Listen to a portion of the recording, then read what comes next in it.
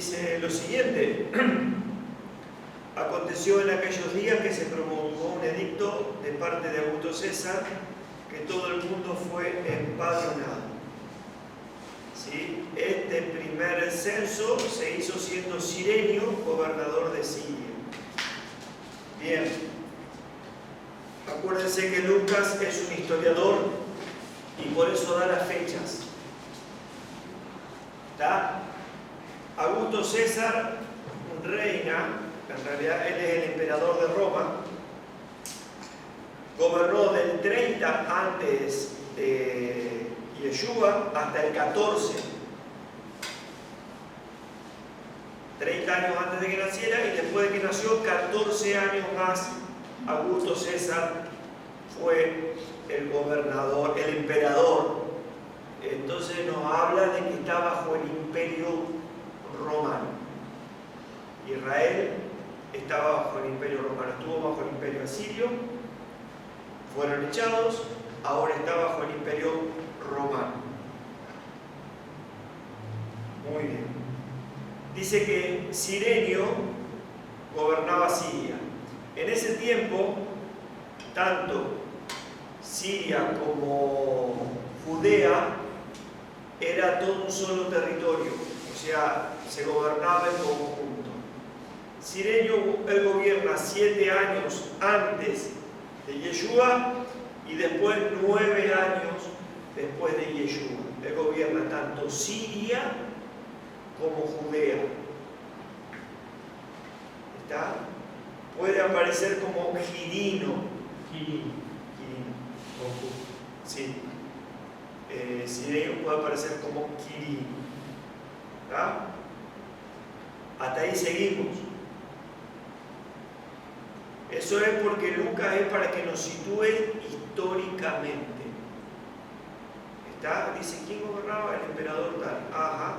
Estaba en Judea. Entonces te sitúa históricamente en los años de esos gobernadores. Bien. Dice, versículo 3 del 2, e iban todos para ser empadronados cada uno a su ciudad. José subió de Galilea, de la ciudad de Nazaret, a Judea, a la ciudad de David, que se llama Belén o Éfrata, ¿sí? Por cuanto era de la casa y familia de David. Seguramente la clase que viene vamos a ver la genealogía. De dónde viene José y de dónde viene María. Los dos vienen de la casa de David y vamos a ver quién viene de cada lado.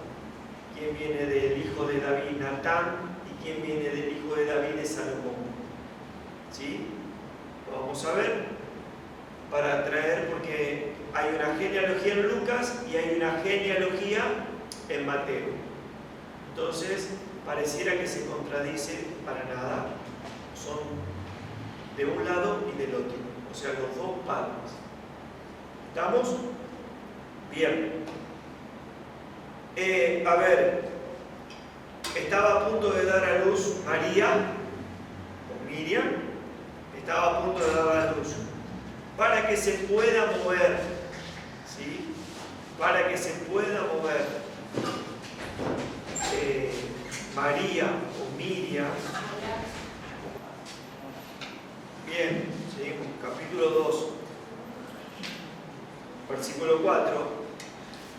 Realmente para que pueda José tomar la decisión de hacer un viaje con María en el estado que estaba, sea por caminata o subirla a un burro, a un pollino, y trasladarse, tuvo que ser impulsado. ¿Qué quiere decir? Que era una orden del emperador y había que obedecer. Cada uno tenía que ir a la casa de sus padres, de donde descendían, y anotarse. ¿Sí? La palabra que se usa en el griego, empadronamiento, es como cuando vamos al registro civil, es la misma. ¿Sí? Entonces, la única manera que podía moverse es por una orden tan superior que tenga que moverse, a menos que obviamente si el ángel del Señor se hubiera aparecido también se hubiera movido. Pero Dios usa los medios humanos para llevar a cabo sus planes. ¿sí? Cuando necesitaba, porque ningún humano podía explicar acerca de cómo María iba a quedar embarazada, etc., mandó un ángel, porque esto era una comisión del cielo, tenía que explicar cómo podía quedar embarazada una mujer que no había tenido relaciones con un hombre, ni siquiera estaba casada, en la parte de la segunda parte de la boda. Entonces ahí necesita un ángel para explicar algo que viene del cielo. Pero para mover las cosas en la tierra, Dios ocupa hombres. Dice un proverbio, dice, como los brazos del río, dice, así son las direcciones del corazón en mi mano, las direcciones de un rey en mi mano. ¿Sí? Él dirige. Augusto César pensó, se levantó con ese pensamiento, estaría para empadronar allá en Israel a ver cuántos tenemos, cuánta gente hay. Le pareció como una idea de él.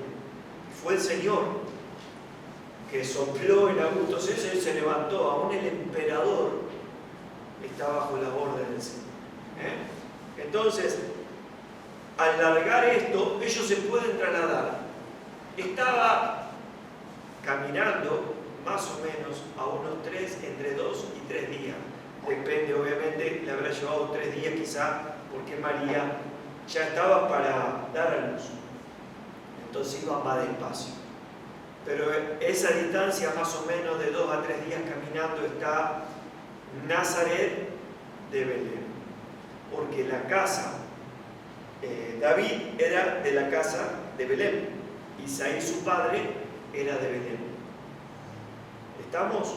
Entonces, por eso, él tiene que descender a ese lugar. Ellos vivían en Nazaret, como usted nació en Paiva, está viviendo en Entre Ríos y dice, no, tenés que ir a la casa de tu padre y hacer el empadronamiento, tenés que viajar, volver a Paiva y anotarte. Y después volver a vivir donde estabas. Ellos iban a volver después a Nazaret, más allá de lo que pasa, el incidente que lo cuenta Mateo, Lucas no, que ellos tienen que escapar a Egipto. Ese es otro tema. ¿Sí? Entonces, versículo 5 dice, para ser empadronado con María su mujer. ¿Por qué? Porque ella también era de la casa de David y también tenía que ir ahí. Si bien se tomaba siempre la cabeza de la familia, todo, pero ella también era de la casa. ¿Sí? Desposada con él, la cual estaba encinta.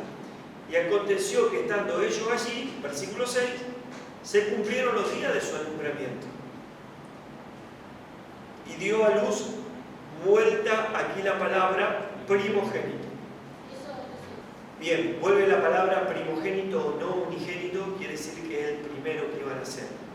Lo envolvieron en pañales y lo acostó en un pesebre, porque no había lugar para ellos en el mesón. La palabra pesebre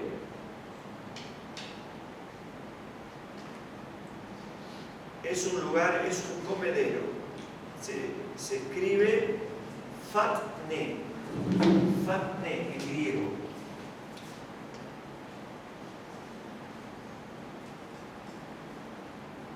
¿Qué significa un comedero de animal? Comedero. Nosotros, cuando nos nombran pesebre, pensamos en una cueva o algo por el estilo. Y los israelitas no hacían habitar a los animales en cuevas, no había cuevas.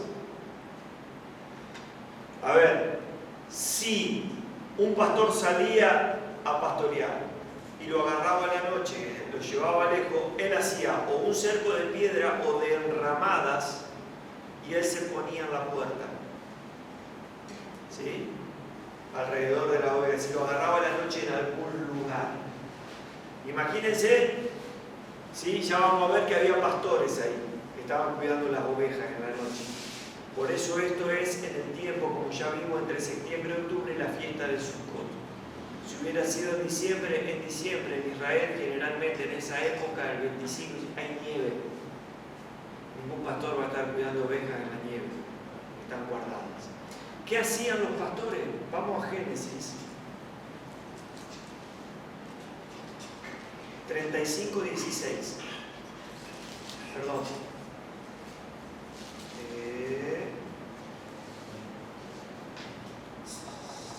No.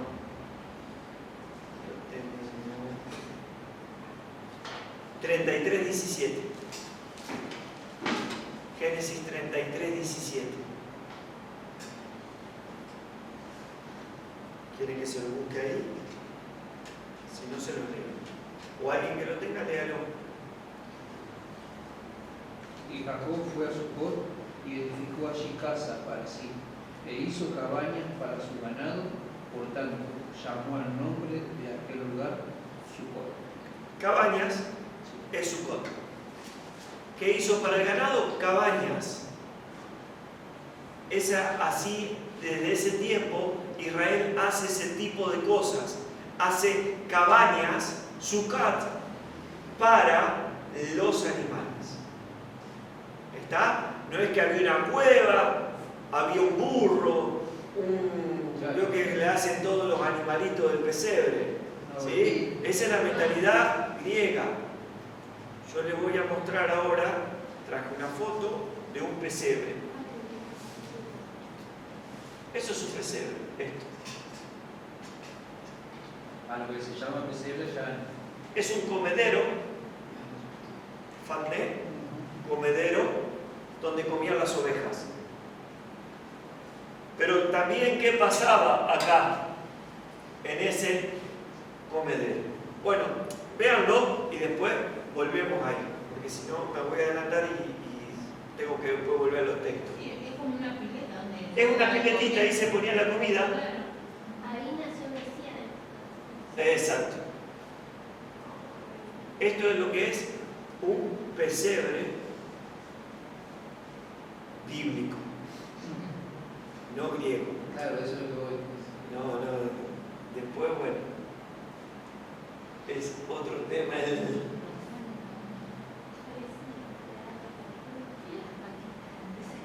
¿Está? Bien, volvemos al texto. Ya eso para que tengan una idea del pesebre.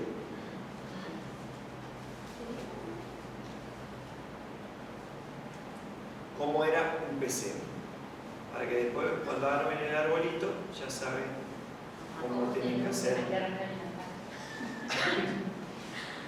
Como era la época de Sucot, muchos peregrinos iban a Jerusalén porque era la fiesta. Nada más que en este momento, como es empadronamiento, se permitía, obviamente, porque si no tenían que rebelarse contra Roma. Entonces cada uno hacía. Entonces, como nadie quería perder la fiesta, hacían Sucat de las 4 frutos de enramada en donde estaban. O sea, cuando ellos llegan a Belén, había un montón de Sucat, que era el habitar en el desierto, es una de las 7 fiestas. De hecho, es la última fiesta, la fiesta del otoño de Israel. ¿Sí? Están las 4 de primavera y las 3 de otoño. La última, que es Sucat o tabernáculos, hacían enramadas con los 4 frutos y eso vivían 7 días ahí, ¿sí? Abajo de esa enramada. Entonces cuando ellos llegaron a Belén, el mesón estaba lleno. ¿Por qué? Porque había muchos que venían de viaje por ese empadronamiento. Belén no era una ciudad grande, era una ciudad pequeña. Entonces se había llenado, otros hicieron las enramadas, los que pudieron, los que no, se tuvieron que hospedar ahí, ¿sí? Para ellos no había lugar en el mesón, quiere decir que también no contaban con mucho dinero, ¿sí? Su apariencia era humilde, encima una mujer embarazada, y bueno, no hay para ustedes lugar en el mesón. Bien, dice, versículo 8, había pastores en la misma región que velaban y guardaban la vigilia de la noche sobre su rebaño. Este lugar se llama Migdol Eder.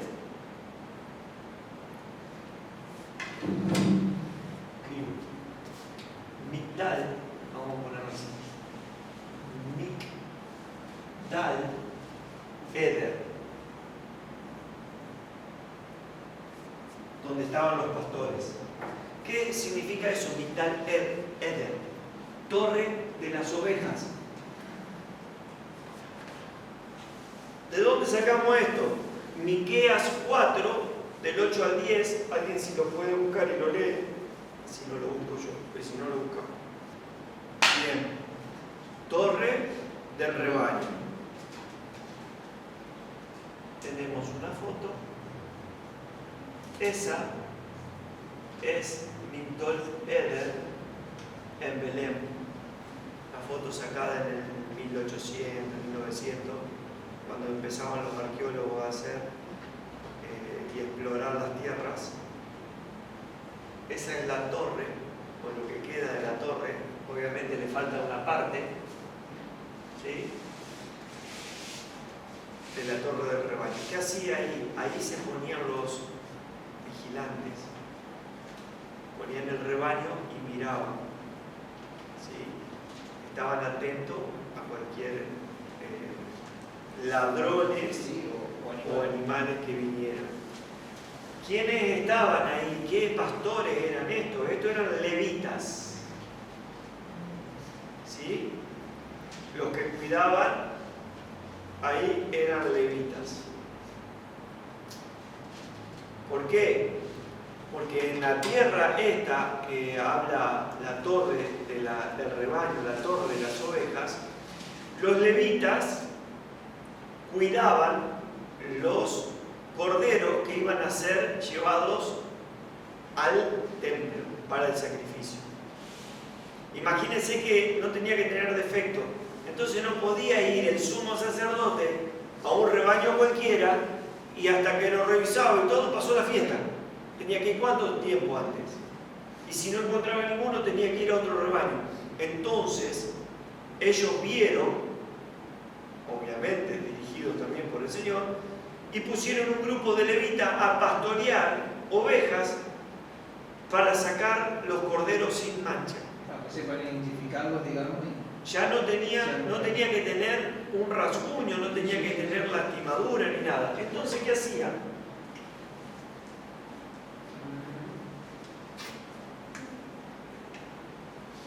Cuando un cordero nacía, agarraban un lienzo como la venda. ¿Vieron las vendas? Y agarraban el corderito cuando paría y lo envolvían. Lo envolvían. ¿Por qué? No sé si ustedes tuvieron la oportunidad de ver algún cordero recién nacido. Nosotros no teníamos muchas ovejas, teníamos 7 ovejas, que era de un hombre que cuidaba a mi abuela, y los teníamos ya en la casa de campo. Y me tocó ver recién paridos, y de hecho criamos una oveja que era guacha, por así decirlo, no tenía mamá. La criamos como mamadera, parecía un perro, andaba entre casas. Pero cuando nacieron, cuando camina se tambalean, tiene las patas muy largas, el corderito, y no tiene todavía equilibrio. Entonces, ¿qué hacían los pastores? Para que no se lastimara o se enganchara y quedara anulado para el sacrificio, lo envolvían con lienzo y lo ponían en ese lugar. En ese lugar, y lo alimentaban para que después de unos días que el cordero tenga fuerza, lo sacaban con cuidado y lo iban despacito para que no se golpeara ni se enganchara con ninguna rama y así poder no tener defecto. Ese sería el cordero sin mancha. Exacto. Sin mancha, sin nada. No tenía que tener un rasguño el cordero. Y ahí... No manchado de la piel. Sin defecto sería. No tenía que tener lastimadura el cordero ni nada. Cuando él nace, porque, a ver, María sabía que estaban los días, pero no tenían como ahora, que llevan tantas semanas, tanto. Claro. Ellos viajaron, sabía que ya más o menos el tiempo estaba, pero no sabía si le faltaba un mes, 3 semanas, no. Y cuando llegan a Belén, ¡pah!, se cumplieron los días del alumbramiento y tuvo que... No es que lo encontraron hoy como el baby shower, ya viene con pañales prenatales, natales, todo le hacen, no había baby shower ahí, nada. Entonces, pero los pastores que vivían ahí, estaban ahí, ellos van a tener una señal. ¿Qué pasa? Volvemos a Lucas, versículo 8. había pastores en la misma región. Ya lo vimos, versículo 9. He aquí se les presentó un ángel a esos pastores y la gloria del Señor los rodeó de resplandor y tuvieron gran temor. Pero el ángel le dijo: no temáis, porque aquí os doy nuevas de gran gozo. Esa palabra nuevas es evangelio. ¿Sí? Nosotros lo decimos evangelio, pero es una palabra griega que es evangelio, que es una buena noticia, un buen mensaje. Hoy doy buenas nuevas de gran gozo, que será para todo el pueblo, que os ha nacido hoy en la ciudad de David un Salvador. La palabra Salvador, Yeshua, que es Mashiach. La palabra Cristos no se usaba, le estaba hablando a pastores hebreos, ¿sí? Cristo es lo mismo que Mesías o Mashiach. ¿Está? Esto está.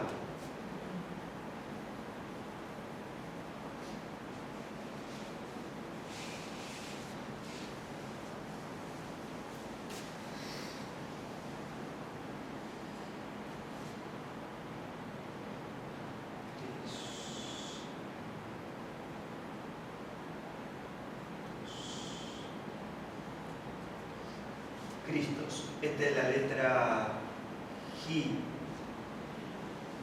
en el griego. Esto es Ro. Sigma. Y así. Esta es la letra G. Esto sería Cristos. Si yo lo tuviera que pronunciar, es como el xilofón, pero es un Cristos. No es J, es como para adentro. Estamos hablando del griego. ¿Qué significa esto? Lo mismo que Mesías. O nosotros lo vemos así.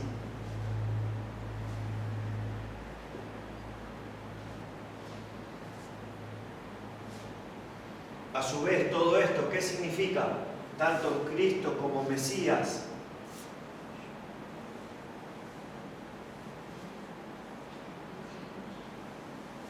Ungido. La palabra Cristos o Mesías significa ungido.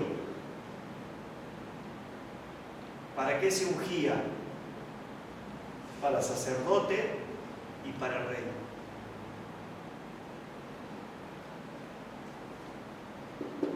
Moisés era un Mashiach, pues el Señor lo ungió. Aarón era un Mashiach, un ungido, pero eran los Mashiach, vamos a decir, o los Mesías con minúscula. Se lo esperaba al ungido del Señor. ¿Estamos? Esa es la palabra que está traducida ahí, que es Cristos. Cristos es una palabra griega que significa ungido. En el hebreo la palabra ungido es Mesías, Mashiach. Dice el versículo 12, esto servirá de señal al niño envuelto en un pañal acostado en un pesebre, que es lo que vimos hoy, la piletita, y el nene cuando nace lo envuelven con lienzos de lino, como si fuera un cordero. Es lo mismo que hacían y lo ponen ahí. Imagínense los pastores que están acostumbrados a hacer ese trabajo.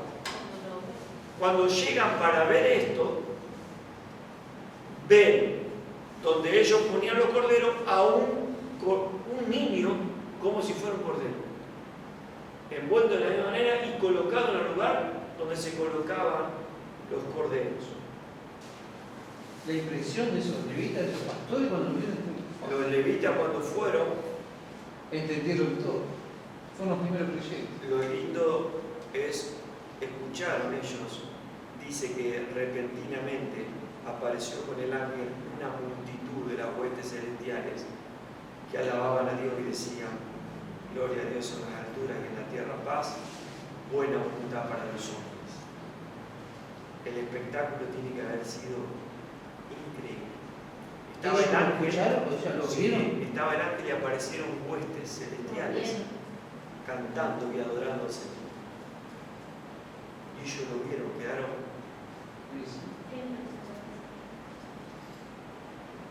Qué privilegio. Sucedió que cuando los ángeles se fueron, todo, el ángel más las huestes, ellos, o sea, los pastores se dijeron uno a otro: pasemos pues hasta Belén y veamos esto que ha sucedido y que el Señor nos ha manifestado. ¿Quién más nació en Belén, por ejemplo? Hay otro hijo de Jacob que nace en Belén, que es el último de todos. Su mamá lo tiene y muere. Benjamín. Benjamín, esto está en Génesis 35, 16. Ellos estaban a media legua de llegar a Éfrata, a Belén, y Raquel empieza con dolores de parto y la atienden y nace Benjamín. Pero cuando nace, ella muere, porque en ese momento ha perdido mucha sangre, dice, y se le fue el alma y murió. Y le puso la que la ayudó en el parto, Benoni, hijo de tristeza. Y se lo da a Jacob. Y Jacob dice: no, este es Benjamín, que significa hijo de la mano derecha. Belén, que es una de las tierras o de las poblaciones más chicas, es ciudad de reyes o pueblo de reyes. De la tribu de Benjamín viene el primer rey de Israel, que se llama Saúl. Era de la tribu de Benjamín. Saúl. Segundo rey, y de ahí en adelante todos vienen descendientes de esa misma ciudad, que es David y todo su Salomón, Roboán, etc. Los hijos de Judá venían de esa ciudad. ¿Está? Cuando Yeshua nace, ¿cuántas profecías se cumplieron en total en la vida de Yeshua desde su nacimiento hasta su muerte? Más de 300. Más de 300 profecías en una sola persona es prácticamente imposible. Solo Dios puede hacer algo así. Está entonces Éfrata o Belén, es una ciudad, un pueblo, porque no es ni ciudad, es un pueblo dador de reyes. ¿Está? Por eso tenía que nacer ahí Yeshua. Seguimos. A ver si hoy podemos terminar el capítulo 2, porque queda mucho todavía y vamos a avanzar.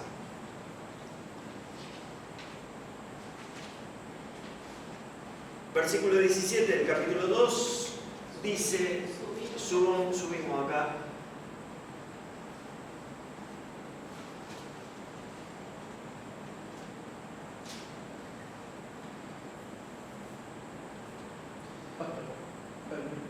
Quiero entender algo. Sí.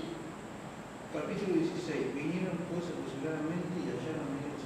Ellos desde otro lado vieron los ángeles. Pues. Ellos estaban en el campo, en la torre de las ovejas. Ahí. De donde nació el nene, estaba ahí nomás. No era muy lejos. Y desde ahí, no es que ellos vieron ahí. Ellos se presentaron a donde ellos estaban cuidando las ovejas, los ángeles. Y les dijo, vayan, y esta es la señal que van a entrar. Entonces fueron camino al pueblo, y al entrar encontraron a un niño en una batea de comida que se llama pesebre, ¿sí? Envuelto en los lienzos como un corderito. Perfecto. Hasta ahí vamos. Perfecto. Bien, versículo 17 dice, y al verlo dieron a conocer lo que se les había dicho acerca del niño. Y todos los que oyeron se maravillaban de lo que los pastores les contaban. Ellos les habían contado, vimos un coro de ángeles. Dice, pero María guardaba todas estas cosas, meditándolas en su corazón. Y volvieron los pastores glorificando y alabando a Dios por todas las cosas que habían oído y visto, como se les había dicho. La palabra guardar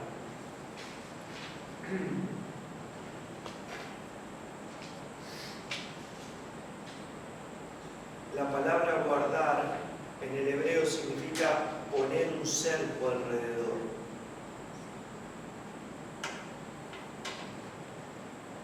¿Está? Ella guardaba en su corazón, ella le puso un cerco. De hecho, todo lo que María guarda es lo que escribe Lucas. Si no, no hubiera sabido Lucas qué hubiera pasado. También lo escribe Mateo,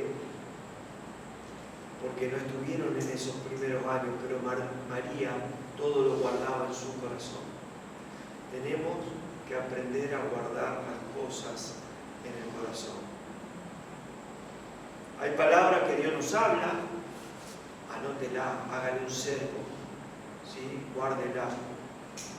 A mí me pasa a veces, yo lo guardo, tengo que ser a veces más ordenado. Si yo le mostrara las carpetas que yo tengo de archivos, tanto del PDF, de libros y todo, y el otro día me propuse ordenar por temas, me va a llevar, y si yo leyera todos los libros que tengo, me lleva 5 vidas más o menos. Pero los guardo para consultas y en algún momento los puedo consultar. ¿Está? Pero es importante guardar la palabra. Los libros de hoja, la mayoría ya los he leído. Usted va, tengo una biblioteca, lo he leído. Salvo los que son tipo enciclopedia, que esos sí son de consumo. Lo regalamos. Hay librerías que venden. Uno le regala la calle. Así que significa poner un cerco alrededor. María guardaba todas las cosas. ¿Está? Muy bien. Versículo 21. Cumplido los 8 días para la circuncisión al niño, le pusieron por nombre Yeshua, Jesús, el cual le había sido puesto por el ángel antes que fuese concebido. ¿Sí? Cuando se cumplieron los días de la purificación de ellos conforme a la ley de Moisés, le trajeron a Jerusalén para presentarle al Señor. ¿Cuántos días de purificación tenía que tener la mujer después de que abría matriz, que tenía un hijo?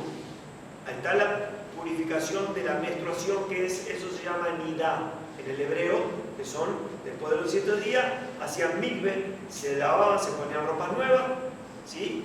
Y ahí se purificaban. Pero la purificación, cuando abrían matriz, o sea, que tenían un hijo,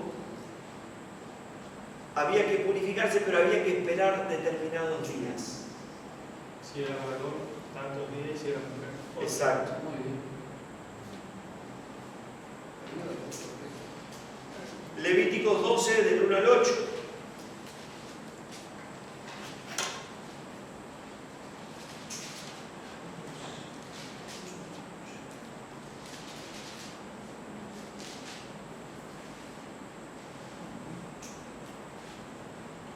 Levíticos 12, del 1 al 8.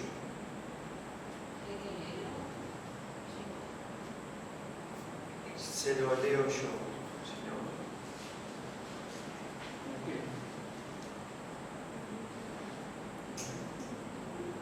Dice así: habló el Señor a Moisés diciendo, habla a los hijos de Israel y dile, la mujer cuando conciba y dé a luz varón, será inmunda 7 días. Conforme a los días de su menstruación, será inmunda.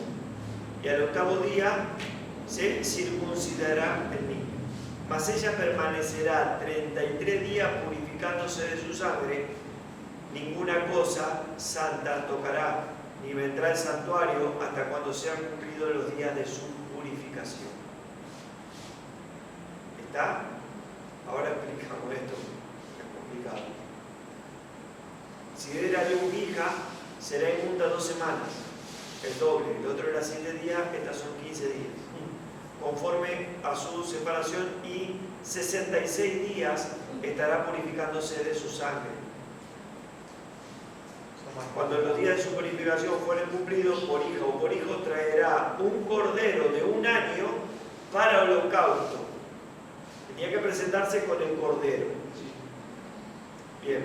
Y un palomino o una tórtola para expiación a la puerta del tabernáculo de reunión al sacerdote. Y él lo ofrecerá delante del Señor y hará expiación por ella, y será limpia del flujo de su sangre. Esta es la ley para la que diere a luz hijo o hija. Si no tiene lo suficiente para un cordero, tomará entonces 2 tórtolas o 2 palominos, uno para el holocausto y otro para expiación, y el sacerdote hará expiación por ella y será limpio. Bien, explico cómo era. Si tiene un varón, tenía que ser, ella se purificaba como una menstruación. Al 7º día hacía mikve, al 8º día llevaban al niño y era circuncidado. ¿Sí? Ella no podía entrar al santuario, o sea, no lo llevaban al santuario. Imagínense, ahora nació en Belén. No es que todos los niños tenían que ir. Si nacía en Nazaret, ahí había un sacerdote, había un levita que oficiaba y hacía la circuncisión. No todos tenían que ir hasta Jerusalén, imagínense, no llegaba. Si alguno vivía muy lejos, al 8º día tenía que ser circuncidado. Al 8º día está comprobado que es donde menos sensibilidad tiene, o sea, menos dolor tiene la criatura. Los médicos, esto lo dicen los médicos. Después explico algo de la circuncisión.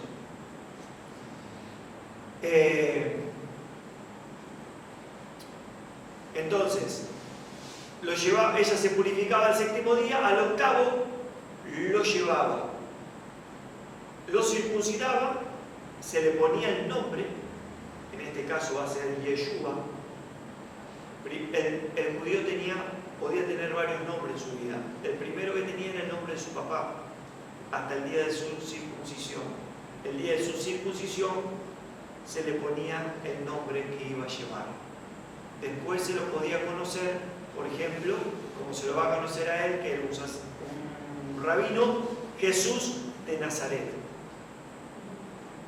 ¿Está? Yeshua de Nazaret. ¿Estamos? Entonces, ¿qué pasaba? 8º día. De ahí tenía que esperar 32 días más. Después del 8º día, 32 días más. Con el 8º eran 33 días. Si contamos el 8º del día de la circuncisión, eran 33 días. Que eran 40 días, si era varón. Si era mujer, eran 15 días de purificación y después 60 y pico, que en total son 80 días, es el doble. ¿Por qué una mujer 80 y un varón 40? Si tenía una mujer, era 80 días de su purificación, donde después ella terminaba, tenía que ir y llevar o un cordero, o 2 tórtolas, o 2 palominos si no le alcanzaba, y llevar para expiación por la purificación de ellos. Y ahí podían volver y ellos podían entrar al santuario tantas veces como quisieran. ¿Por qué 40 y 80? El Señor es machista.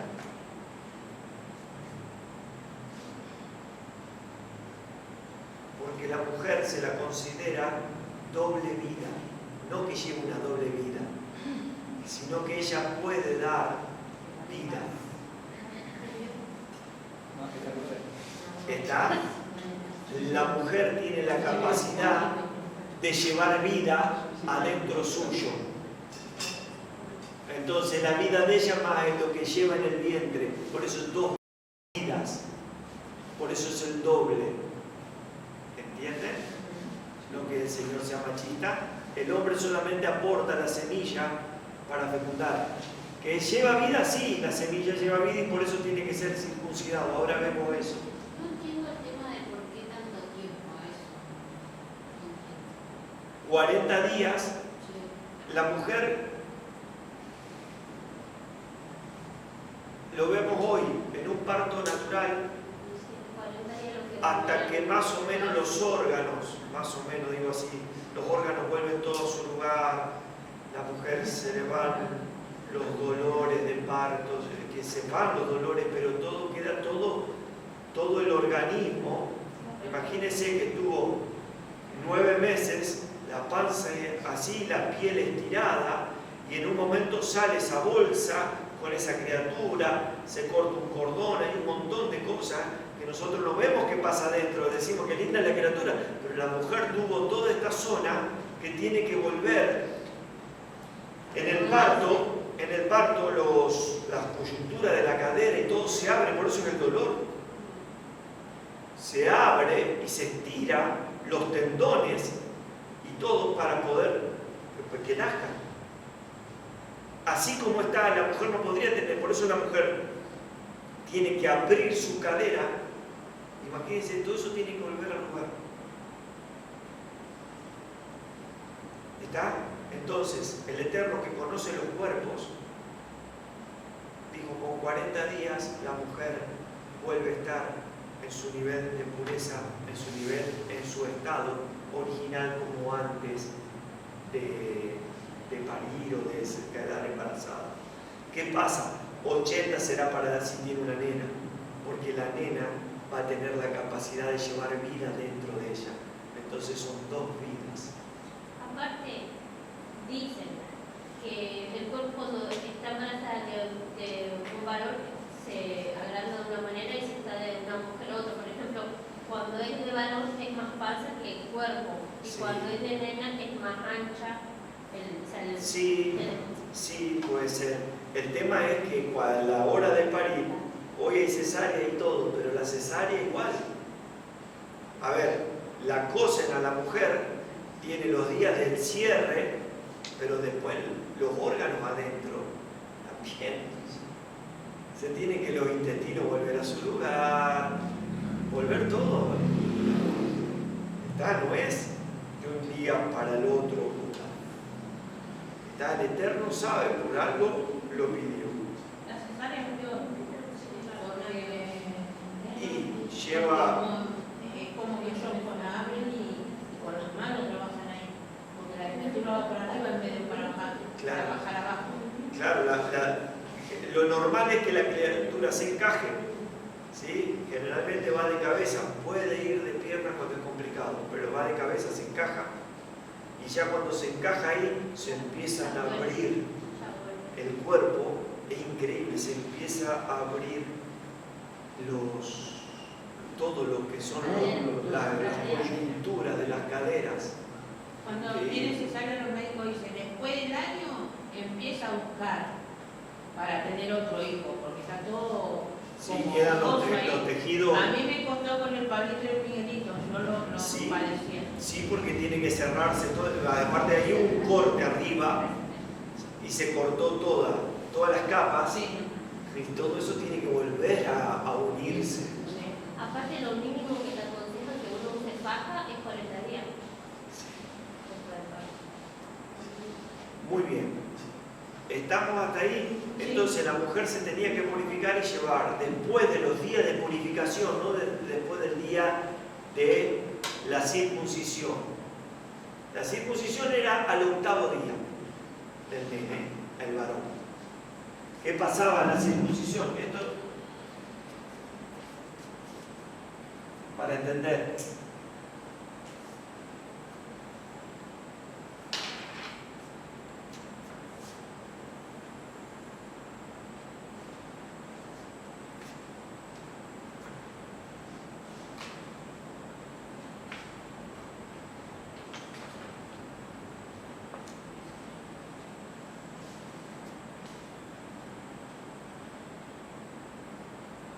Los puntos más o menos.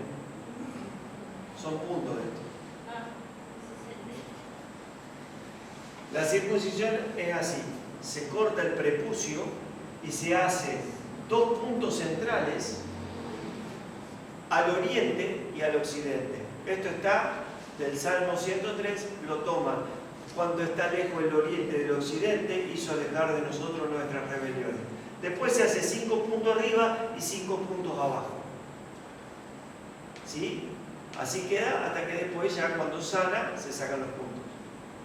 ¿Por qué 5 y 5? Esto representa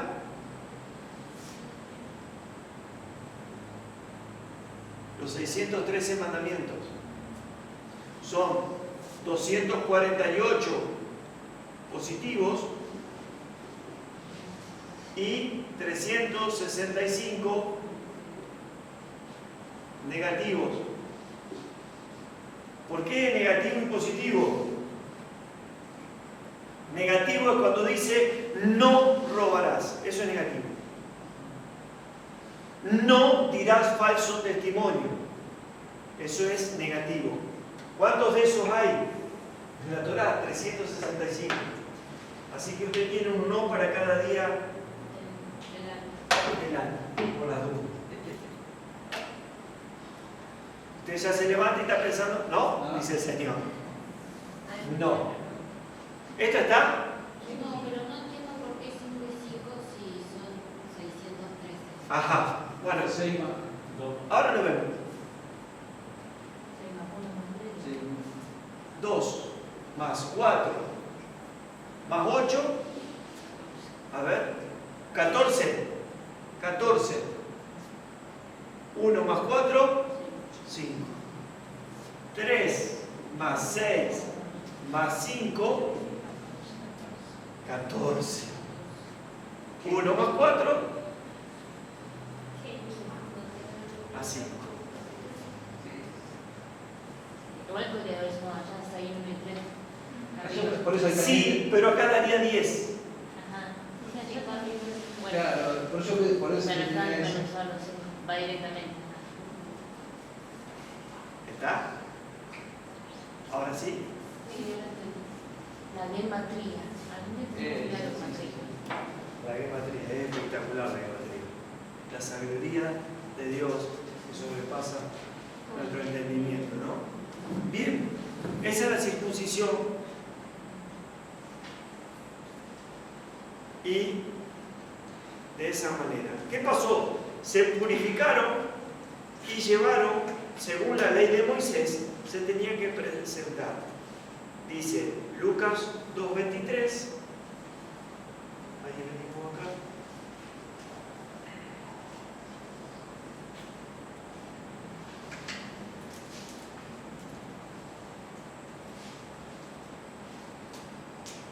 A ver si así se ve un poquito mejor.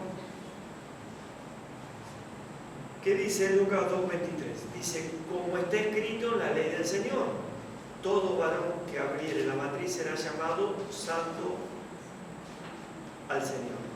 Acuérdense que los primogénitos, los hijos primogénitos, son del Señor. ¿De dónde viene esto? De dónde Dios determina que todo primogénito es del Señor. De Egipto.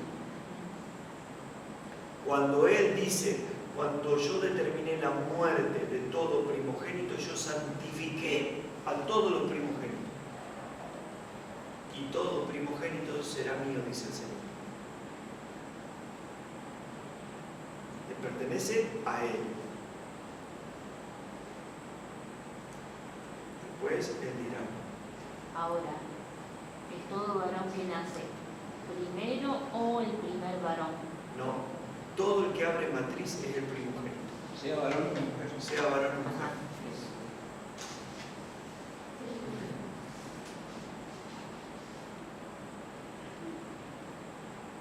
Después había distintas responsabilidades, pero eso es otro tema. Nosotros ya hablamos de responsabilidades. Pero el primero que nace es santo para el Señor. Punto. Dios dice, este será santo. Pero eso sigue estando ahora, o sea, Siempre. o sea, todo el que nace ahora en la época que estamos también sería del Señor. Es santo para el Señor.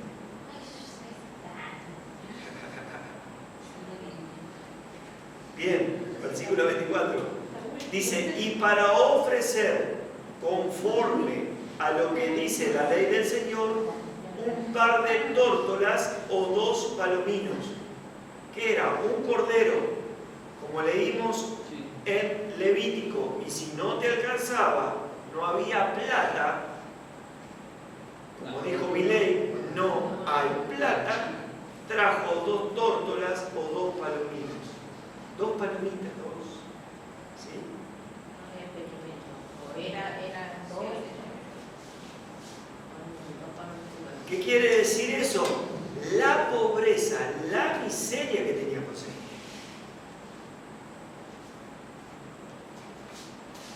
Un cordero no era difícil de comprar, más porque eran corderos de 1 año, eran para el sacrificio. No eran corderos como ovejas, que ya eran un desarrollado o un carnero, era 1 año. ¿Está?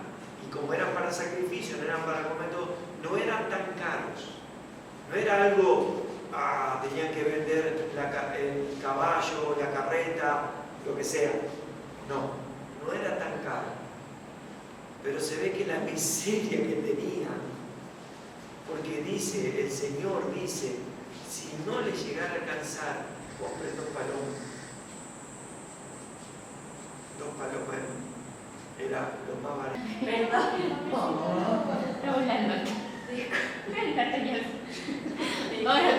Una cosa, ¿cuándo es que van los magos a ofrecerle incienso, mirra y honra? Pasa todo esto después. Después de... Sí. Ah, Después del 8º día. ajá. Pero no era más. Ese ya está. Melchor, Baltasar. Sí. Y el negro. Los Reyes Magos. ¿Cómo era? Eran jaján, eran sabios. ¿Sí? Pero, ¿qué pasa? Porque acuérdense que ellos circuncidaban de acuerdo al lugar donde quedaban. ¿Está? No es que nos volvemos a Nazaret y todo. ¿Sí? Ellos tuvieron que después ofrecer esto. Belén no está muy lejos de Nazaret. ¿Sí? Fíjense, leemos un poquito más para que ustedes vean. 25. Cuando ellos llegan a los 40 días que viene la purificación con las 2 tórtolas y los 2 palominos, o 2 palominos o 2 tórtolas, no las 2 cosas, no. Un par de tórtolas, o 2 palominos. ¿Está? Cuando ellos llegan, dice, he aquí había en Jerusalén un hombre llamado Shimeón. Shimeón, ¿qué significa Shimeón? Simeón viene de la palabra Shema. Dios me ha escuchado. ¿Está? Este hombre, llamado Simeón, justo, un sadik y piadoso, esperaba la consolación de Israel. Y el Espíritu Santo estaba sobre él. Y le había sido revelado por el Espíritu Santo que no vería la muerte antes que viese al ungido del Señor, al Mesías. La palabra ungido, acuérdense, Mashiach. Y movido por el Espíritu vino al templo. Y cuando los padres del niño Jesús lo trajeron al templo para hacer por él conforme al rito de la ley, presentar las 2 tórtolas, él lo tomó en sus brazos y bendijo a Dios diciendo, ¿sí? Ahora, Señor, despide a tu siervo en paz, conforme a tu palabra, porque han visto mis ojos tu salvación. La palabra salvación es Yehoshua. Han visto a Yehoshua, la cual has preparado en presencia de todos los pueblos, luz para revelación a los gentiles y gloria de tu pueblo Israel. Y José y su madre estaban maravillados de todo lo que se decía de él. Y lo bendijo Simeón. Y dijo a su madre María, he aquí este está puesto para caída y para levantamiento de muchos en Israel, y para señal que será contradicha. Y una espada traspasará tu misma alma, para que sean revelados los pensamientos de muchos corazones. ¿Cuál es la espada que va a traspasar el alma? ¿Sí? La cruz, cuando lo vea a su hijo flagelado, golpeado, desfigurado y crucificado, fue como una espada que la traspasó. Por el dolor al ver a su hijo. Y sí, más allá que ella sabía que era el Mesías, Sí. ella lo vio, Y le enseñó Torá. ¿Está? ¿Qué es señal que será contradicha? Bien, vamos más rápido.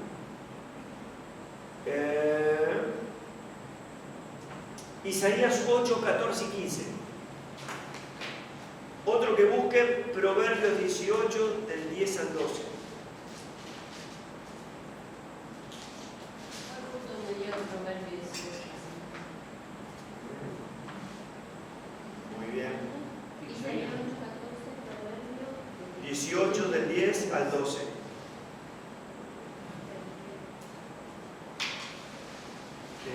Isaías 8, versículo 14 dice así: entonces él será por santuario, pero a las dos casas de Israel, por piedra para tropezar y por tropezadero para caer, y por lazo y por red al morador de Jerusalén. Y muchos tropezarán en ello y caerán y serán quebrantados y se enredarán y serán apresados. ¿Está? Porque tropezaba y decía: ¿y de Nazaret puede hacer algo bueno? ¿Y de dónde tiene tanta sabiduría? Y tropezaban y tropezaban y tropezaban. Por eso dice, será una señal que es contradicha. Cuando tiene que ser luz, porque Él vino a traer luz, estos tropiezan como si estuvieran en tinieblas. Es una contradicción. La palabra del Señor es luz. Eso se lo dejo, pero ya lo sabes. Salmo 119, 105. Y le dejo otro más, Proverbios 6, 23. Por eso leanlo después en su casa. Ahí leemos Proverbios 18. Lo tengo acá, pero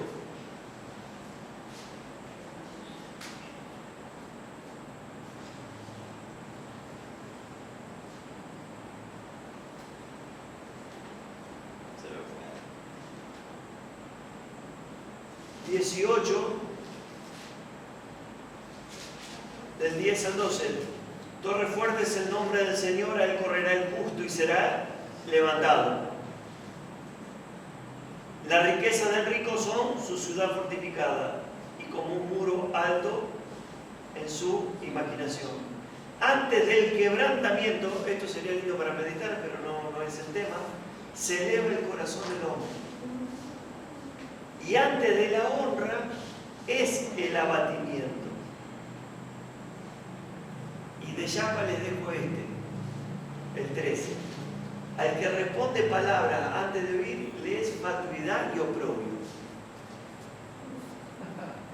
Eso se lo dejo, porque a mí me ha pasado. Yo por ahí sé para qué lado va a ir la conversación y quiero responderle, ¿no? Eso es fatuidad y oprobio. Tenés que escuchar primero. Escuchar todo lo que tenga para decir y después responder a lo que te escucha. Viste que alguno está hablando y te corta y ya te responde: pará, si todavía no te dije. Bueno, eso es fatuidad, eso se lo dejo de llama. Ese va de llama. ¿Está? Pero vienen, ¿qué es? Dice: torre fuerte es el nombre del Señor, Él correrá el justo y será levantado. No el que tropezó, el que se quebrantó y todo. El Señor lo levanta si es un justo. Muy bien. Seguimos. Así vamos más rápido.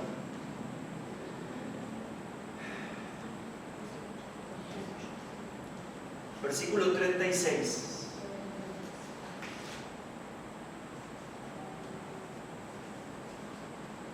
Aquí estaba también allí Ana, profetisa, hija de Fanuel, de la tribu de Aser, de edad muy avanzada, pues había vivido con su marido 7 años de su virginidad y era viuda hacía 84 años. Y no se apartaba del templo, sirviendo de noche y de día con ayunos y oración. Uno dice, ¿qué voy a hacer a esta edad? Ya con los años que uno tiene, ¿no? 84 años viuda, más 7 que habían pasado su virginidad, ya son 91, más los otros años, así que andaba arriba de los 106 años. Y ella servía al Señor. ¿Cómo? Con oraciones y ayuno. Señor, no puedo predicar. Señor, no puedo hacer esto, no puedo hacer, pero acá está. Señor, vamos a orar, vamos a ayunar por el pueblo, vamos a orar, vamos a ayunar por los predicadores, vamos a ayunar y vamos a orar por los evangelistas, vamos a ayunar y vamos a orar por las misiones. Gracias a Dios el Señor intervino hoy con lo de Villarruel, que me dejó bastante preocupado el tema. Pero bueno, seguimos orando, que se puedan salir de ahí. Me da pena los hermanos que quedan. Pero bueno, oramos por ellos. ¿Sí? Por Goma. Señor, tenga misericordia. Pero ahí está Ana, sirviendo al Señor. Nadie la recompensó, nadie la vino y dice, te vamos a levantar como líder, Ana, porque te vemos que está pintando para líder. Ayuna ahora. Nadie vino a darle título. El título muchas veces solamente engorda el orgullo. Solamente. Ahí estaba Ana, firme. Señor, mañana presentamos ayuno y vamos a orar por tu pueblo. 84 años sirviendo al Señor después de quedar viuda.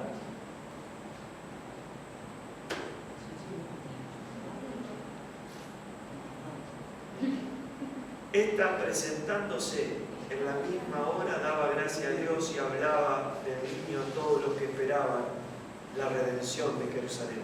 Fíjense que el Señor no se le pasó por alto. Había cuánta gente en el templo, cantidad, pero estaba Simeón, que había recibido palabra del Señor: no vas a ver la muerte antes de ver la salvación del Señor. Bien, Simeón fue dirigido por el Espíritu, dice, anda al templo. Tanta gente entraba con nenes y todo. ¿Usted se cree que entraba solo María? No, gente, dice, aquellos son. ¿Eso? Sí, está medio harapiento, che. Mirá, vamos a traer un par de palomas. El Rey de Reyes y Señor de Señores nació bien unido y hacían. Había un corito antes que cantábamos: la barca que Jesús usó era prestada. Cantábamos. Todo lo que él usaba era prestado. Y la cruz también.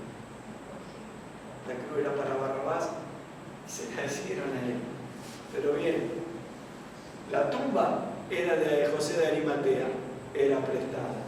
Vino, estuvo en la tierra y se fue sin tener posesiones materiales. Nosotros nos enloquecemos por querer tener y acumular. Dios nos guarde. Él no tuvo nada material, cambió el mundo. Cambió el mundo. Es antes y después. Digamos, si el Mashiach cambió el mundo. ¿Está? No se le pasó por alto al Señor. Dijo, Ana, ese es el Mesías. Tus oraciones, tu servicio están delante del Señor. Bien, Después de haber cumplido en todo lo prescrito en la ley del Señor, volvieron a Galilea, a la ciudad de Nazaret, y el niño crecía, se fortalecía y se llenaba de sabiduría, y la gracia de Dios era sobre él. ¿Está? ¿Qué pasa? Acá, en este lugar, en este tiempo, después de esos 40 días, ahí, no se sabe si fue acá lo de Mateo, que vinieron los sabios, tendríamos que ir al texto de Mateo y analizarlo,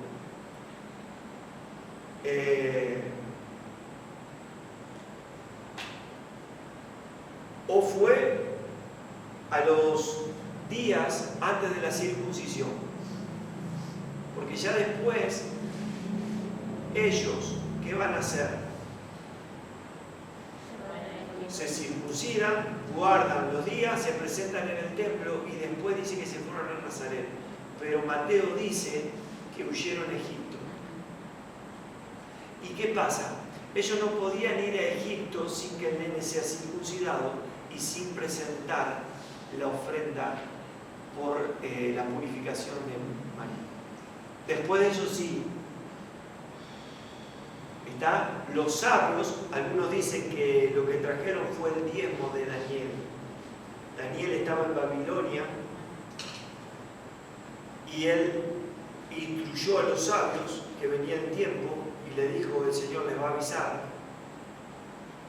No es que trajeron 3 regalos, trajeron esos 3 presentes: oro, incienso y mirra. No eran 3, no eran magos, eran sabios en Torá que estaban en Babilonia. Según la historia dice que el diezmo, lo que Daniel fue ahorrando, que no lo podía llevar al templo, se lo dio a los sabios, lo que tiene que haber sido. ¿Por qué? Porque ellos después de aquí se van a Egipto, porque Herodes busca matarlos. Y mata a todo niño de 2 años para abajo.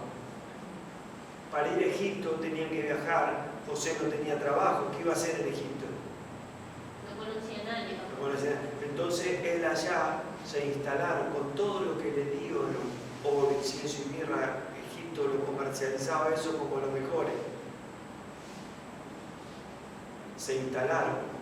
Y ahí en Egipto hay una biblioteca que es de las más antiguas, que es la biblioteca de Alejandría, donde había sabios y eruditos.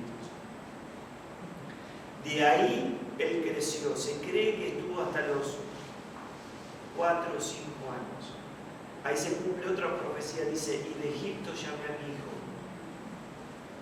Y ahí ellos sí van a vivir a Nazaret, porque el ángel les avisó que habían muerto los que procuraban matar. Ahí sí van ellos a vivir a Nazaret. Y pasa esto, y esto lo hago rápido, hermanos, y terminamos con esto. Versículo 41.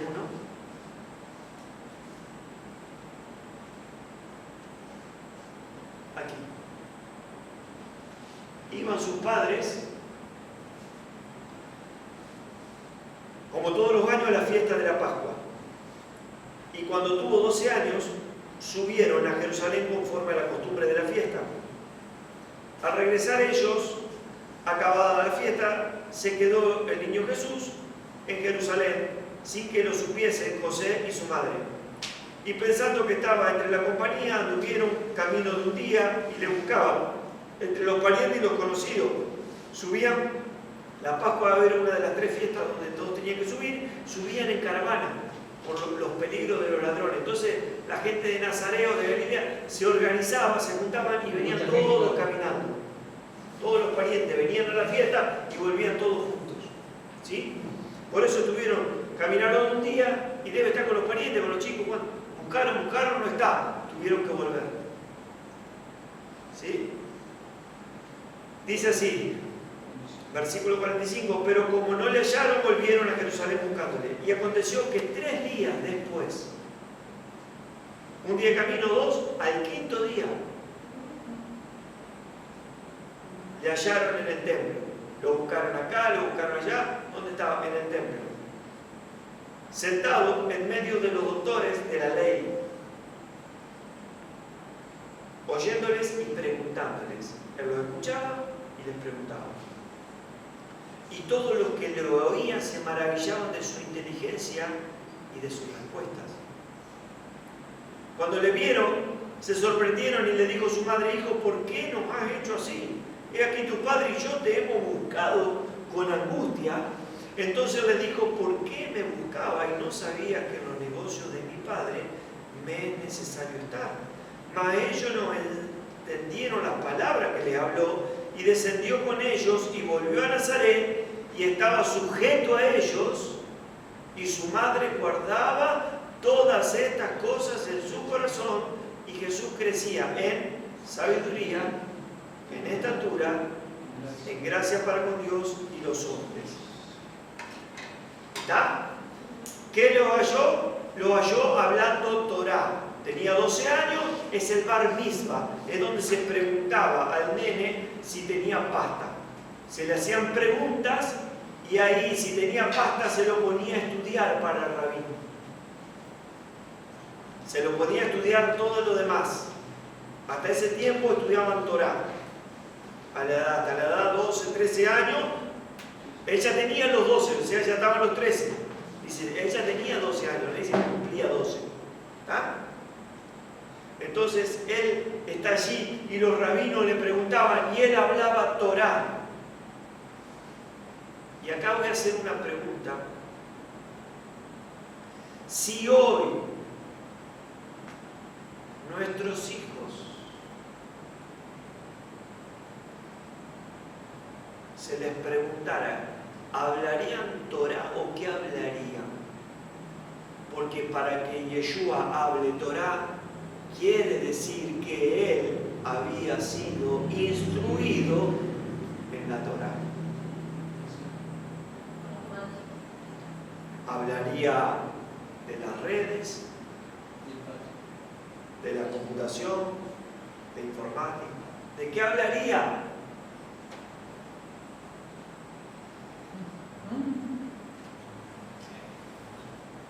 ¿Está? Y Yeshua se sentó y empezó a hablar Torá. ¿Por qué? Porque en su casa él escuchaba Torá, aprendía, estudiaba. De hecho, dicen que José era un erudito de Torá, porque la palabra artesano, que no es carpintero, la palabra original es artesano, significa en principal dos cosas. Primero, que era un constructor de casa, un albañil. Esa era la palabra artesano.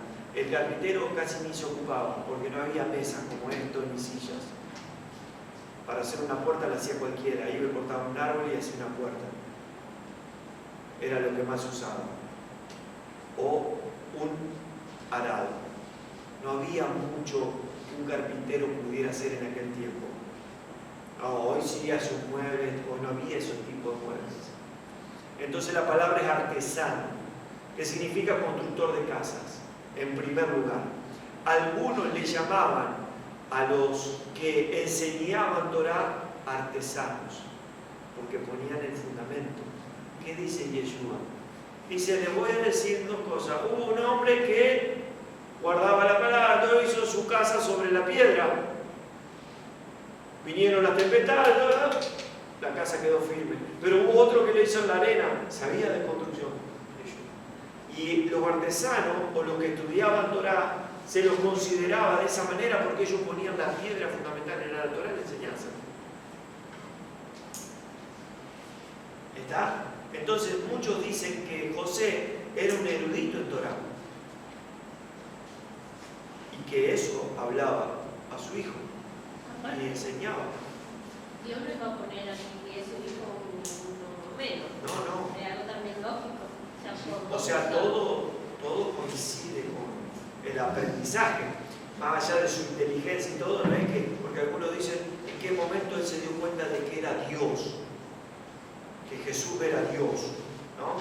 Hay un pensamiento griego que eso, después otro día lo hablamos, pero no es que él tuvo que estudiar, estudió Torá, después fue y se preparó y así, llegó a ser rabino.